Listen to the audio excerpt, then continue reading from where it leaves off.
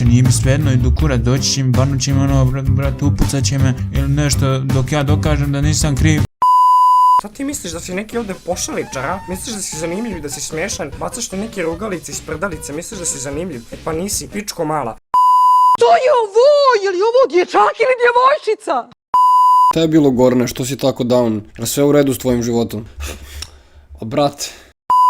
Samo vrati se, ali vrati se, be! Kad tako zamjaučeš, sigurno će ti se vratiti. I domaćica, i klozetarka, koju će još funkciju da mi dodele? Uglavnom sam nevidljiv za sve ostale, tako da, hvala ti.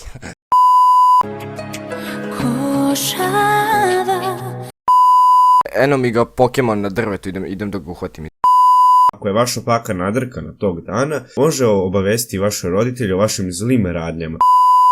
Vrti me kao taj ringi špil. Šta više, ja lično volim dobre rukav tetovaže. Samo mene vidiš, tečem ti kroz vene, jednu vrelu noć da si pokraj mene. Valjda ženski ili muški, nisam siguran, ali utvrđeno je da je to nešto, neka osoba. Pa gde si ti, ološu, nemate 100 godina. Evo ti jebeni mačevi bre, da bude se sapalo i pao. Muško, žensko, ja sve šurim. Pokažem to. Da ti pokažem taj pogled.